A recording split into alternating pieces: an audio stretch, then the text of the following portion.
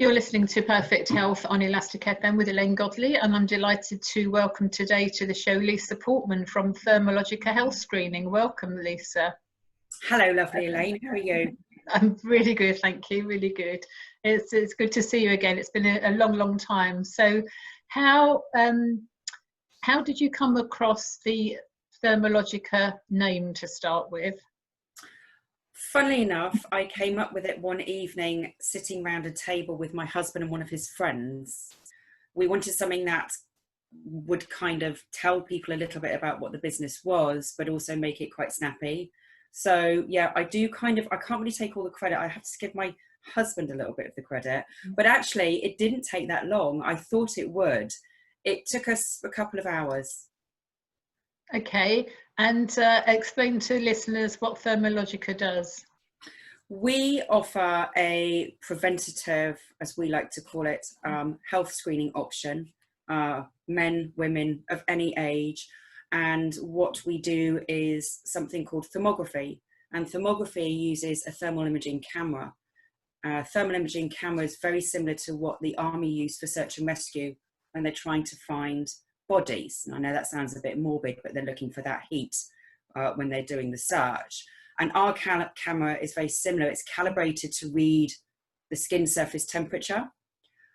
Skin, being the largest organ in the body, is connected to all the muscles, glands, organs within, and they send messages up through the sympathetic nervous system to the skin surface. So it's a bit like a telephone exchange. And what we do is we can read, by reading that skin surface temperature, we can actually look into the body and visualize how the body is functioning. So we're not a test of structure. We're not like an X-ray or a CT or an MRI.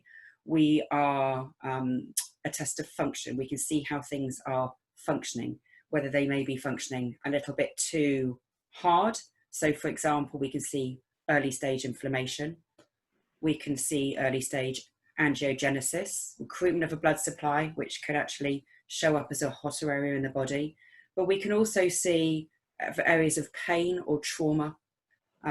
We can also see areas of dysfunction, which show up as cooler spots. So early stage heart disease, lung disorder, thyroid dysfunction, which we see quite a lot, and a lot of gut disorders actually. But what we're not is, we're not a diagnostic tool. We can't diagnose, but we can actually show the client how things are working, which may then give them an indication that they could go for further testing. We get a lot of people coming in who want answers to questions about how their bodies, what's going on with their body when they can't seem to get an answer, a straightforward answer. So we kind of give them that visual aid along with a doctor's report. That's kind of it in a, hopefully that was a nutshell. Okay, so is this a replacement for mammography, which women have for breast screening? No, because mammography and ultrasound are both tests of structure. So they would pick up lumps, bumps, masses. They would pick up structural within the breasts.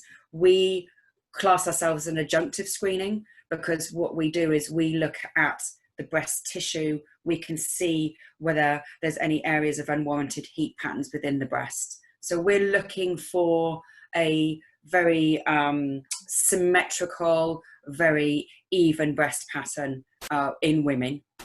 We take 2 sets of images 3 months apart for our breast screening because every woman's breast pattern is unique to theirs. It's a bit like your fingerprint.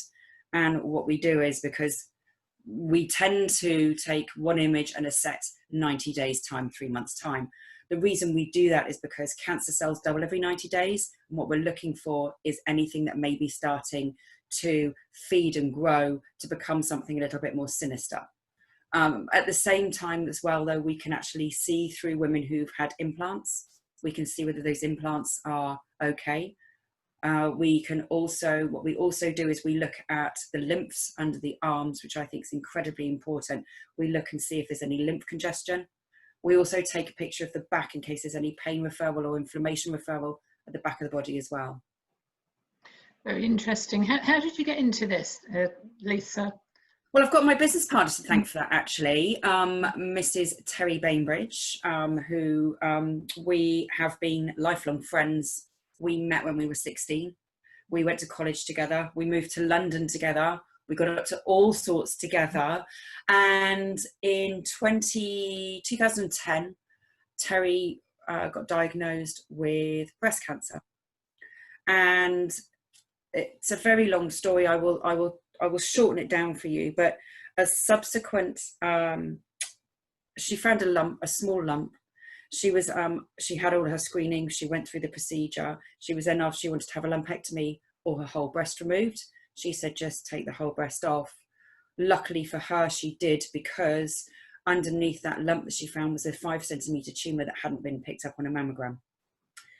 Now, this is very common, and I can talk to you about that in a minute if you would like me to.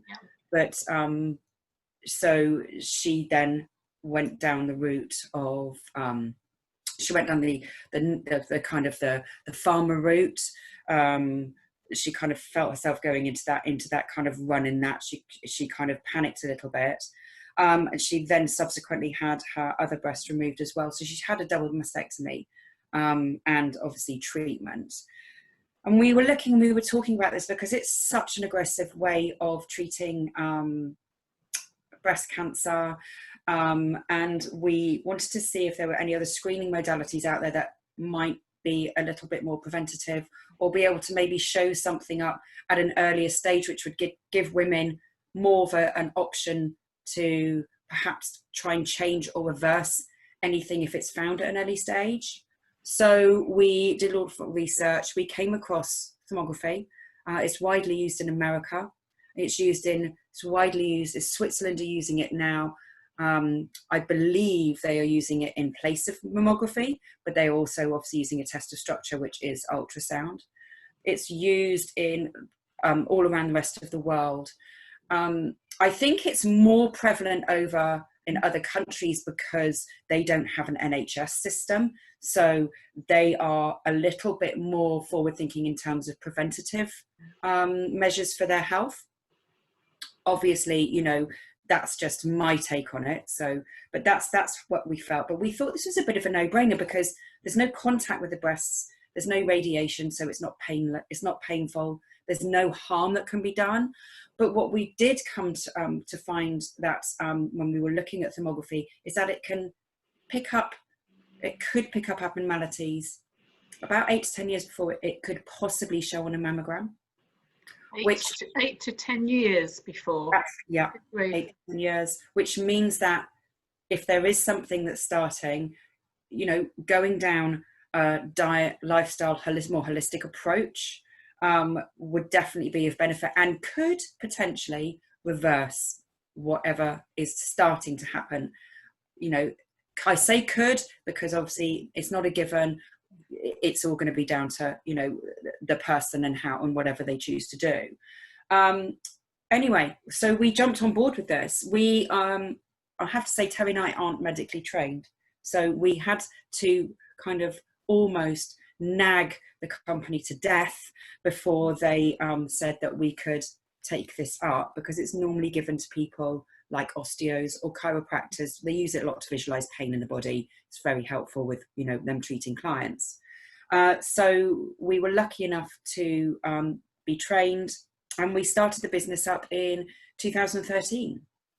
And we started in Exeter, which is where we were both living at the time, and gradually have grown out. We've got other clinics now from London through to the Southwest, which is exciting, really. Being able to offer this service now to quite a larger area within the UK we're very proud of that. We've worked quite hard for that. Excellent. So you mentioned about mammography not showing up lumps. So why? How come in Terry's case she had a small lump shown up, but a bigger lump wasn't shown? Is that to do with the density of the breast tissue? What's the reason? Absolutely, and you've hit the nail on the head there. It's down to tissue density. There's obviously various forms of breast tissue that women have. You've got fatty, you've got dense, you've got fibrocystic, and dense breast tissue. When it's if women have got it and they go and have a mammogram, it shows up white on a mammogram, and tumours show up white on a mammogram. there's probably at the moment about 40% of women in the UK aged between 40 and 60 who have dense breast tissue. And we have started campaigning for women in the UK to be informed about this and to be knowledgeable about their tissue density so that they can make an informed choice as to what other screening modalities are out there. Because, you know, there could potentially be women walking around with dense breast tissue, and mammography could be pretty much ineffective for them. And from my understanding of excuse me, mammography, having had several over the years before I knew better, it's downright painful. But if you have got a problem, it could make things worse. Yes, it can. It can make things worse. It can also. I mean, what you've got to realise is when you're having mammography, you're having radiation, but it's not just hitting your breast tissue. That's going to be going into possibly your thyroid, your lungs, your heart, for example. And it's incredibly painful. It can show up false positives, but then, you know, there's not one breast screening modality out there that is 100% effective.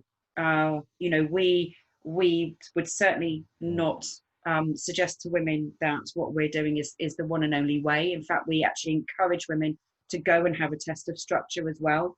We do leave that up to them.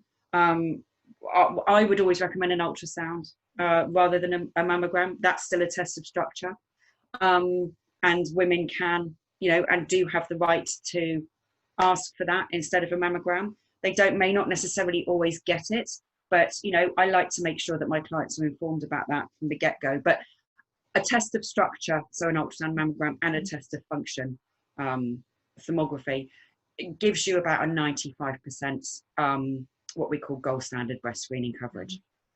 So you mentioned 40% of women between 40 and 60 years old are walking around with unaware that they have dense breast tissue. How do you know that you've got dense breast tissue? Well, you don't until you go for your first mammogram, because your tissue density will show up on your mammography report. So what I would suggest to women is, if they're going to have it, are going to have a mammogram, is to ask for a copy of their mammography report, or at very least ask what their tissue density is. Because if it does show that they have dense breast tissue, sorry, put my teeth back in, dense breast tissue, they can then make an informed choice as to whether they want to carry on having mammography or whether they think ultrasound and possibly thermography is a better option for them. Okay. The problem we have is that thermography is not on the NHS. So yes, thermography is a private screening. It would have to be paid for. And that, again, is an informed kind of choice that, you know, women would have to look into and make that decision for themselves. So it's a good point to ask for your report. A lot of people don't realise that they can go and ask for any reports. I've always had, or since I woke up to preventative and natural health care, I've always asked for my blood reports. When I've had checkups, I've gone in to see the consultant, and she's had the my blood reports already there waiting printed out for me, or at the very least I get them emailed to me. So when the National Health say, oh, you're okay, your averages, you know, readings on whatever they're testing for are okay, they're okay, and my okay are different standards. So I want to improve. So I go through them with the aid of Dr. Google or other specialist you know, areas that I've got access to, and then I'll look at what it is that maybe I might be borderline in. So B vitamins is a typical mineral that a lot of people are lacking, particularly if they're vegetarians and definitely if they're vegans. Yeah. So what sort of food can I have? What sort of supplements? So I go through that. But not everybody has got the strength to ask, and very few of us know that we actually have the right to ask. But as you say, we don't always get a good response. Sometimes a lot of the what I call the white coats, the medics, they have this God complex, and you know, it's like if you ask something, you're questioning their expertise and then their professionalism. Mm-hmm. I agree. I completely agree, and I always encourage my clients to every time is to go, when they go away, is to ask for their reports. You're legally entitled to get them. There's nothing to say that you can't. I mean, also, you know, we tend to pick up it's a good point about the vitamin deficiency, because we can actually see if anybody is immune deficient when we do our screenings, but also we tend to pick up a lot of thyroid and gut deficiency. And, you know, there's a whole host of testing out there, a little bit more advanced, that they could do, but just by going to their GP and asking initially for, you know, a thyroid test, or, you know, a set of bloods, and asking for that report back, you know, can give them an awful lot more information to make a decision whether they want to go and have more advanced, more specific screening, but to get a gauge on how their body is functioning. We work with a couple of companies for, you know, more testing, and I know that, you know, you do as well, Elaine, but, you know, I would always say to people that, you know, if it's not that expensive, it's well worth just getting a proper insight into where all of your levels are. You can then start to tweak it. It's a bit like your car and getting your car serviced and MOT'd. You know, you've got to check where the oil is and what the oil's levels are, because if you're going to set off on a long journey, you know, you've got to make sure that everything's working properly. And it's a bit like figuring out where and how everything is running in your body as well. And people need to start taking a bit of a look at themselves for that, especially with, I mean, lucky you in lovely, beautiful Portugal, but over here, you know, we've had grey skies now for what seems like 6 months. I know I'm exaggerating, but, you know, vitamin D, it's, you know, there was something on the TV the other morning on one of the kind of the morning coffee shows, talking about the fact that there are Victorian diseases coming back. Now, you know, those kind of things are so easily preventable by, you know, putting the right vitamins back into your system and making sure that, you know, your levels are right. It's incredible how many people say to me, oh, I'm fine, you know, I've made it to 60 to 70 years old and I'm actually fine. Well, yeah, maybe, but wouldn't it be nice if you've got another 30 years of really good quality living? Absolutely. People, they say to me, I used to run cardiovascular health clinics, and people would say to me, why would I pay you to have an assessment to tell me if I'm going to have a heart attack or a stroke, or the likelihood of it, when I will just have the heart attack, or I'll take a chance, I'll have the heart attack or the stroke, and then the NHS can sweep me up. And I used to get so cross, and I used to get on my soapbox, because you know, that is such a selfish attitude. It's not about you, really. How do you know if the heart attack or the stroke isn't going to be the fatal one? How do you know that you're not going to be completely debilitated in a vegetable by having the heart attack or the stroke? Surely, you know, I don't understand why people wouldn't want to know, but I come across it again and again, and people putting their head in the sand. But I think there's a kind of a new generation of kind of a new, I don't know, vibe or whatever we want to call it, where people are now looking at preventative methods, and there's a lot of natural health. I think with the internet, there's a lot of natural health sites, and my own Facebook group, Perfect Health Wellness Club, there's a lot of opportunity there for people to ask questions. And but the skepticism of some people makes me, in fact, this morning I've had an email from a lady this morning, and her and her husband spoke to me last week on the phone. They emailed me and asked me for some help. Well, I had a chat with them on the phone, and then I didn't hear anything. There was something they asked me to do, so I hadn't heard. So I emailed them back saying, well, while I'm in the UK, it would be easy to do this thing while I'm here. She emailed back this morning saying, thank you for your help and guidance, but I'm 75 and I'm, what did she say? I'm not disciplined enough to change my diet. And I thought, wow, how sad is that, you know? And I have, as I say, people saying, you know, I'll just wait and have the heart attack. I don't understand it. You know, I used to think it was me. Now I realise, I think I'm the odd one. You and I are odd compared to the rest of the population. Yeah, and I put their head in the sand. I'm completely with you. I mean, with what we do, I get this all the time. I either get people coming up to me going, this is amazing, why have we not heard of it? I want to come and see you. Or I get people going, I'm not coming anywhere near you. I don't want to know if there's anything wrong with me. Yeah. And I look at them and say, well, how do you know there's something wrong with you? What about if you come for a screening and it shows that you're in, you know, you're kind of in rude health? They don't really know what to say to me about that. But then I also say, and also I said, if there is something wrong with you and you can catch it early stage and you can actually do something to make sure that you know, you can kind of get yourself back up to health, why on earth would you not want to take that opportunity? Because, you know, you're you know, you've got family, you've got you know, you've got a partner, whatever their circumstances is. Everybody has somebody at somewhere that would be very unhappy if there was something to happen to them. But I'm always kind of fighting that, well, I don't want to know if there's something wrong. And a lot of women who say, well, I don't want to know if there's anything wrong with my breasts. And I'm like, that I said, well, the statistics for you know, for where we are now in the breast cancer world is horrendous.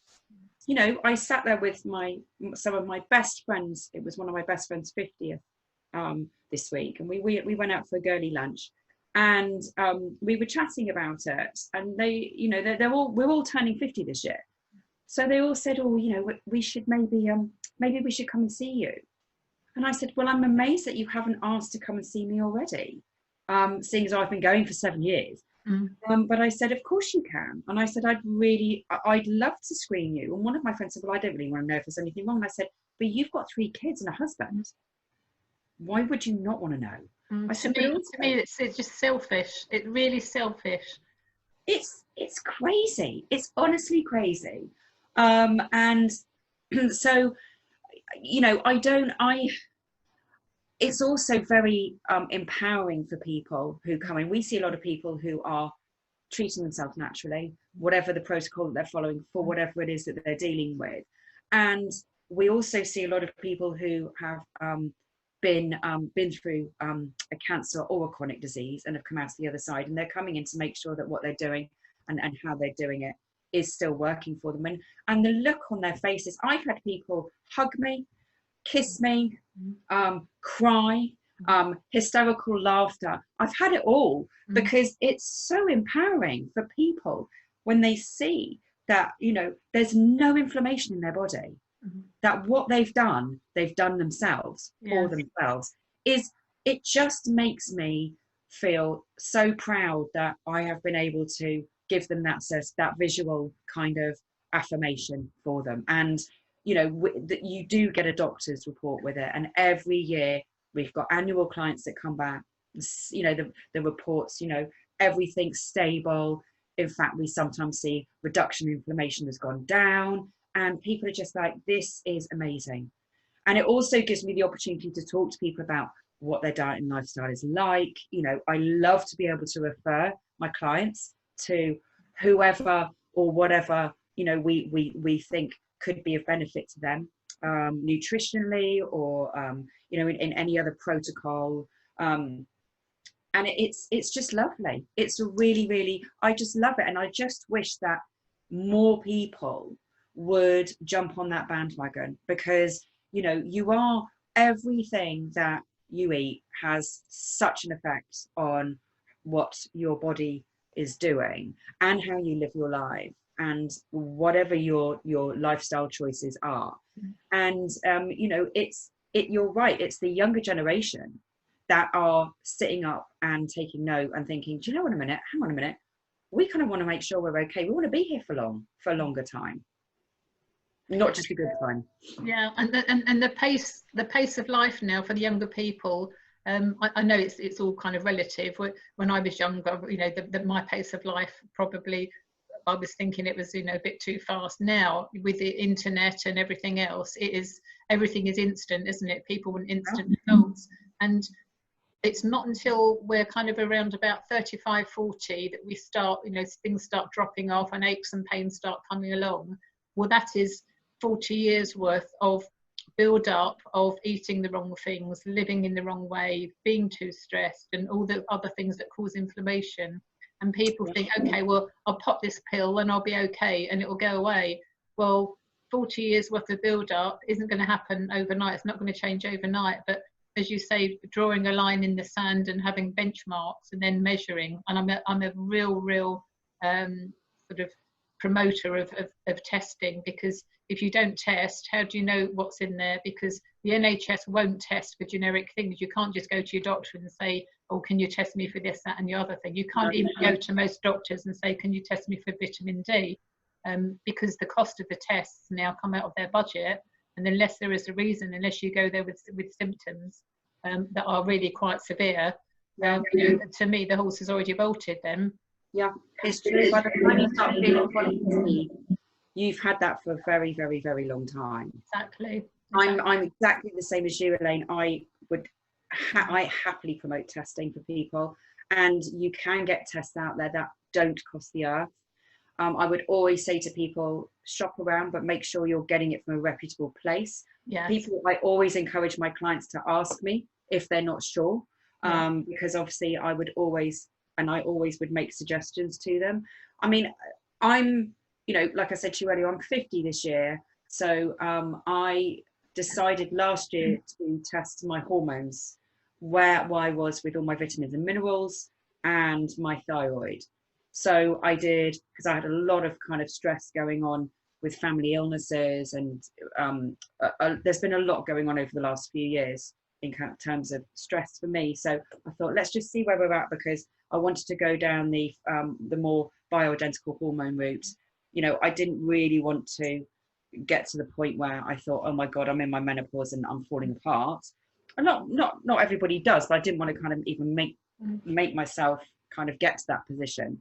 So I did all my tests, and I got a great deal on my testing. I then made an appointment with a functional hormone specialist, and I sent her my test results. So I didn't have to pay for her expensive tests. I told her that I'd done them myself. I sent them to her before my appointment. So when I walked in, she knew exactly where I was, what was going on, and it saved me a lot of time and a lot of money. And I'm about to do them again, because I did them last July, and I'm about to do them again this month, because I want to see how my protocol that I've been following, my diet with my hormones, and also the vitamins and the supplementation I'm taking, how that's working. And I would encourage everybody to do that. So how would you advise listeners to start with that then? So you're obviously far more knowledgeable on these things than most of our listeners are. So and myself. So where do you start to test yourself for hormones, for example? I would suggest, if women wanted to, they could go to see their GP and ask for a hormone panel test, but that's going to be, like you say, a generic one. There are plenty of places online in terms of testing that will offer you quite a more varied and more specific and more advanced screening. I used a company called MediChecks for mine, because I could get all of my tests into one. We work with them with Thermalogica currently. So I bought the tests, and then I went and got my bloods done, put them in the post. And it's great because you can set your account up online. They ask you a load of questions about, you know, your lifestyle, your diet, etc. already. But what you do get back is a report from one of their doctors, but it explains every single area of testing that they've done, what the levels and the percentages mean, and what those could actually have an impact on you for. So I found this revolutionary, because I was thinking, oh my God, I've actually got something that is very well written and worded that I understood. It also shows me my estrogen was on the floor, and I had no idea at this point. My female stimulating hormone was up in the really high section, and my estrogen was on the floor. So I could have either been pregnant, which, I mean, that would have been an absolute miracle, or I was well into my menopause. So I thought, right, okay, we need to do something about this. But I also did all my vitamins, my minerals, and my thyroid, because I thought, you know what, like you mentioned earlier, Elaine, you get to a certain point where you've been running, and you've been running for, well, I'd been running for 49 years, so to speak. And it was about time that I looked to see whereabouts my thyroid was. And that actually was doing okay. But, you know, I knew then that I could either look at thyroxine, but I could also then look into and do some research into what other maybe more bioavailable supplementations I could use instead of going down, you know, kind of the prescriptive route. So I've recently trained as a biohacker for kind of similar reasons, getting into the deeper. Your dog's barking now, isn't it? Oh, sorry, he's going out now. Yeah. Picked up. So having dry blood analysis. So I'm trying to have a kind of a selection of things that people can do at home to help themselves without, you know, trotting off this way, that way, and every which way. So having a dry blood analysis test at home, I'm now trained. I can tell people what's going on in their body at a deep level with their blood. So the combination of the dry blood analysis and the Thermalogica testing, which would really be a good synergistic thing to do. Oh, Elaine, that's wonderful. I would like to start referring some clients to you immediately, basically, because I think that is, you know, I think that's, if you're going to do one thing for yourself this year, I would do blood analysis. If you're going to do one thing to help yourself, because that in itself is a bit of a game changer in terms of how your body's actually working and where all your fuel tanks and and all your reservoirs are. Mm-hmm. And then, like with thermal imaging, with thermography, you know, we can see how things are functioning. So if you put the two together, you've got a pretty good all-round picture of how you are actually getting through life and how you are health-wise and functioning as a human being. And it's not anybody else's information, it's your personal information. Yeah. And what you see is what you get, and this is your insides, you know, and you can't argue with that, can you? So yeah, I've only just thought about doing, you know, maybe we'll have another conversation separately about that then. Yeah, that would be fantastic. So, thank you for explaining about how the imaging works and what it's for and all the rest of it. And it sounds as though you get quite a varied type of client come to you. You've mentioned men and women come to you, and so it's not just breast cancer; it's whole body, isn't it? You can have your whole body checked. Yeah, I mean, we see a lot of women round about from any age from 21 upwards. I think our oldest client's been 87, because obviously, you know, breast screening stops for women in their mid-70s. I still don't understand why that is, because women still have breast tissue, yes. Women still have breasts.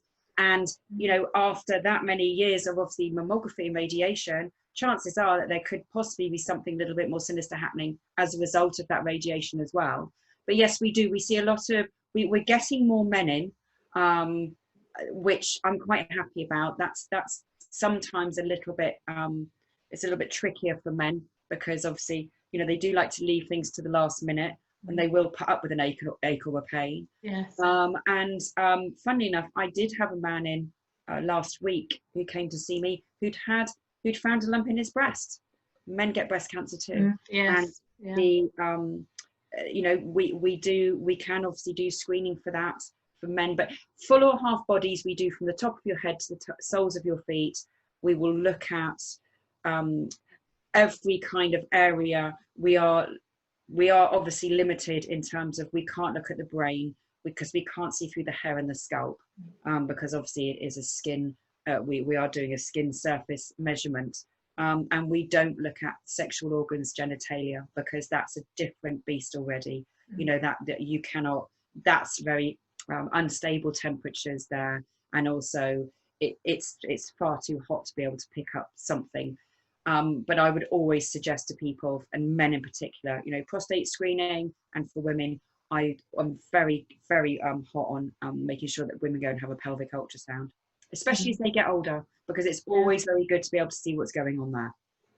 I've had before you set up, so I was probably one of the first many years ago to have full body thermal imaging, and I've had breast screening as well, thermal imaging. But when you So I know how painless it is and how easy it is, and so on and so forth. And the only thing is, though, when you have the thermal imaging screening and something is not right, you know, there's lots of inflammation, and you recommend people to go and see GP, hospital, whatever. the NHS still won't take the thermal imaging. They'll still want to do mammograms or whatever, but as you say, it's important for people to realise that they can ask. So as you know, listeners may or may not know, I've had cancer 4 times, and breast cancer twice, and I've had the mastectomy and reconstruction, and I did all that normal kind of medical route before I woke up and knew about all the other options. So I now don't have, I refuse mammography, but I insist on ultrasound. And if you insist in a nice way, not a hoity-toity, demanding, it's about making friends with your team, as it were, and then they will agree to the ultrasound. So it is really important to be firm and know that you have got a choice there. Absolutely, yeah. So you didn't always do this. So we've got another 10 minutes or so left. So tell us your background, because you have a very interesting background. It feels like a lifetime ago now. I worked in the music industry for about 25 years. I moved up to London from Cornwall when I was 18, and I started in the music industry when I was 19 and worked for various different record labels, doing various different jobs, which led me eventually, I went and worked for Sir Mick Jagger for the best part of nearly 10 years, which was absolute, it just feels like that's such a massive chapter in my life. I think if I was to write a book of my life, that would probably take up quite a big sizable chunk of it, although I'd have to be very careful what I say. But yes, that was fun. I did a world tour and a half with the Rolling Stones, and I was his business coordinator. So I guess that what you would probably say was that I was his right hand woman in terms of his kind of personal business assistant, and I was also his tour assistant. An awful lot of traveling, an awful lot of aeroplanes, and it actually, I have to thank him, because that's where I started my path into looking into nutritional health, because I was looking at how people were eating and looking after themselves on tour and the options that were available. And also, in terms of my hours were incredibly long. I start work at 8 and finish sometimes at 2 in the morning. And I thought, I need to do something here to support my health and my stress levels. And also, sitting in a hotel room, it's not always as glamorous as people make out. You are trapped in hotel rooms for quite a few days. And sometimes you only see, kind of the man coming in for the room service, or, the odd person. But I thought this is where I started to look into what supplementation I should be taking. And I hope you don't mind me talking about this, but, we were rehearsing in Canada, and I went into Whole Foods for the first time, and this was in 2005. And a light bulb came on straight away, and I knew. I spent 2 hours in there just talking to one of the members of staff about what I needed, what I should be taking, what I should be taking with me.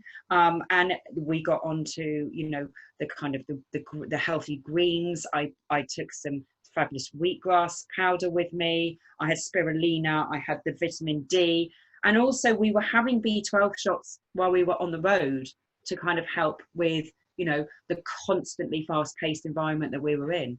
So yeah, it was great, and I loved every minute, but it also kind of has steered me into this direction of where I am now. Presumably you weren't married at that stage. I don't know how you sustained a relationship with those hours. I didn't see my friends for months on end, because I would be, some parts of the tour you'd be away for 6 months, and then we would come back and everybody else on the tour would have a break, but I would be straight back in the office, and then Mick and I would be flying off to New York or Paris or Boston or somewhere, because he had other projects going on as well. So yeah, I gave up quite a big chunk of my life. Luckily, I was in my 30s, because I think if I was in my 40s, I think I would have absolutely been exhausted. But I think I definitely ran my tank empty, in that decade, kind of running around everywhere and, learning some good tricks on how to deal with not getting sick every time you get on a plane. because I think that's really important as well. Well, you can't just say that and not tell us. Give us a trick for not getting sick on a plane. I mean, it's easy. You take some wet wipes, because your tray table on a plane and your arm seats are actually the most bacteria filled objects in a plane, as well as obviously you're dealing with the air. So I always take wet wipes, and I know they're not very kind of ozone friendly, but I take hand sanitizer, and I wipe down my arms, and I wipe down my tray table, I wipe down my little remote if you get one on a plane. And then I also, First Defense was my best friend for a very long time, because I would actually use that. It's something that you can put just around the outside of your nose, just slightly on the inside, but it helps to stop those harmful germs kind of getting into your system. And, you know, the B12, the vitamin D spray, and I also a very big advocate of, I do quite a lot of coffee enemas. So I try and get myself detoxed whenever I'm in a different place, so that anything that I kind of picked up, hopefully my liver might just kind of go, thank you very much, you can help me get rid of that quite quickly. My trick is having super strength beta glucans beforehand. So beta glucans is a natural form of antibiotic made from some made from barley or oats or something, and mushrooms. So depending upon who's made them, but I've got a secret supplier who I get super strength from. So I'll have to talk to you about that, Elaine. To protect myself, but also using oils. There's a combination of oils, and I can't remember. There's 2 oils that you mix together, and I've made up like a roll-on type thing.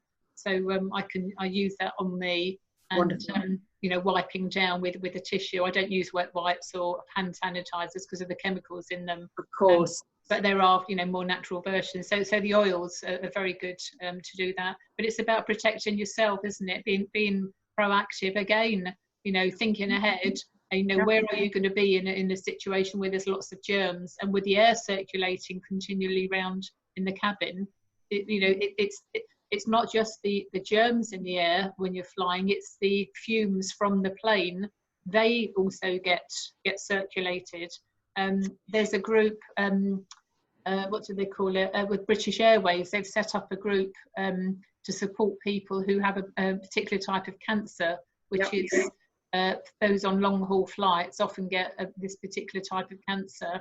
And there's a group now to help, you know, be sort of more active in saying, you know, this isn't good enough, you know, we need to have better ways of protecting ourselves. So, you know, there we go. Think about it, they sit at the back of a plane, and the back of the plane is where all the fuselage is. So they are just inhaling those fumes constantly. And I've actually had a few discussions with some airline kind of groups in terms of possibly looking and doing kind of group screening for them, and to see exactly what kind of inflammation they have got going on in their body. So it's all about prevention, and if something happens, whatever you see on a screening, it's good news, isn't it? I think so. I don't think anything's a negative, and especially if you've gone and done it for yourself. If there's something that's highlighted that you can deal with, fantastic. And again, if there's nothing on there that's kind of anything to worry about, even better. You know, you look after yourself. The only person who's going to look after you is you. And I always say, the more informed you are, the more empowered you are. Yeah, absolutely. And knowing your body, if you know your body, if you know things aren't quite right, then, you know, do something about it. And people just run to the doctors for the slightest little thing, but there's so much you can do at home, which is what I'm building up, a whole kind of menu of things that people can do for themselves. Hair mineral analysis, the dry blood analysis, obviously the thermography, we have to go to have that done. And there's still very few places in the UK that offer thermography, aren't there? There's probably less than a dozen. There's a few people. I mean, we now have a clinic. We're at the Hale Clinic in Harley Street now. We're also we still have a clinic in Exeter, but we've got one in Bath, and we're just about to start one at Temple Wellness in Plymouth, and we've also got one in Cornwall. So, you know, we're trying to grow. We're trying to do it organically and very kind of in areas where it's easy for people to get to. Yes. I just have to be careful. you know, in terms of not running around too much. So I try and make the clinics fit around the location and each other. But yes, what we're doing is I've started doing Super Sunday screenings, which we're doing in Exeter and Plymouth, and I'm going to be having an open house where people can just pop in, have a coffee or a herbal tea, have a chat with me, find out a bit more about thermography and how it could benefit them. And then the Hale Clinic, I'm there every Monday now, and I'm calling it Making the Most of Mondays. And again, open day, people can come and have a chat, book in, come and see me, ask anything they like about it. And once you've seen the camera and seen how small it is, most people go, "Is that it?" And I say, "Yeah." Yeah. So presumably you just put it in a flight bag, get on the train up to London, and away you go. Absolutely. Easy peasy. A lot easier than doing a world tour with Sir Mick Jagger. Much easier. Brilliant. So how do people get hold of you, Lisa? Well, we've got a Facebook page, Thermalogica Health Screening. They can look on our website, which is www.Thermalogica Health Screening. We've got a local Southwest number. It's all on our website and it's all on our Facebook. I've started doing more blogs now, and I will be writing some more articles. And I'm going to start working with some more like-minded professionals in terms of being able to refer my clients to the right people. I'd like to try and help as many people as I can going forwards. Brilliant. Thank you very much for your time today, Lisa. And we'll put some links up, and when we share, I don't know quite when this is going to be aired, this interview, but you'll be obviously tagged and share again. It's wonderful to speak with you, Elaine. I asked guests to choose 2 songs. You've chosen Running Up the Hill by Kate Bush and the Sunshine of My Life, Stevie Wonder. Why did you choose those? Well, my gran would always sing me Sunshine of My Life, and I think that makes everybody smile. And Running Up That Hill, I think, just kind of just for me, it's quite a determined song, and it makes you feel like, you know, you just keep going no matter what there is going on around you, and just, you know, keep trying to push that water upwards. Keep going, girls and boys. You know what I mean? Yes. Yeah, absolutely. No Mick Jagger songs then? No Rolling Stones songs? No. When you've seen as many shows as I have, I did kind of want to think, I love them dearly, but you know, I did want to take a little bit of a break from the songs. What did you used to do when they were on stage? What was your role then? Did you have a kip, or did you have to, you know, were you... Oh no, I was responsible for making sure that Mick got on stage on time, and believe me, his day is not his own when we've got a show day. But then I would also be responsible for his wardrobe. I would change him. I would make sure that he got all his clothes, that he had everything that he needed. And then after the show, we would take some show notes. We would pass them on to the production team to make sure that anything that needed to be tweaked or fixed was. I'd make sure that he eat after every show. And eventually I'd probably hit the sack at about 2 a.m. And then my phone would probably still be ringing at that point. Wonder Woman. I guess you've changed your number since, have you? I've got the same number, believe it or not. I've got the same number, but I don't have as many phones, especially when we were traveling abroad. I'd end up sometimes with 3 phones, and they'd all normally ring at the same time. But what I would do is I'd put a Rolling Stone ringtone on each phone, which everybody thought was hilarious. Very good, very good. Well, lovely to see you again, and I'm sure we'll be talking again very soon. Oh, I'd love to, Elaine. I look forward to that very much, and I'm so excited of what you're doing as well. I think you're doing amazing work, and I'm very jealous of the fact that you're in a much more sunnier place these days. Well, I'm going to have to come out. I might come out and bring my camera. I think that's a good idea, because we will be having a wellness centre, because we're building a village and a holiday destination village. You know, there's an education and wellness as a big part of it, and we will be having a wellness centre. So that is a definite. That's not a I look forward to that very much. Okay, thank you very much. So that's Lisa Portman, ladies and gentlemen, from Thermalogica. So we'll be playing out on Lisa's 2 songs shortly. But thank you for listening. And remember that we repeat on 11 o'clock on a Saturday. So it's Tuesday 2 o'clock. Tuesday at 4 o'clock on Elastic FM, and 11 o'clock on a Saturday morning, repeated. So here are Lisa's 2 songs, and we'll see you next week. And do join our Facebook group, by the way, Perfect Health Wellness Club. And if you want to know any more about the dry blood testing we spoke about, that's on my website, perfect-health.co.uk. Until next week, have a great week, everybody, and take care and be healthy.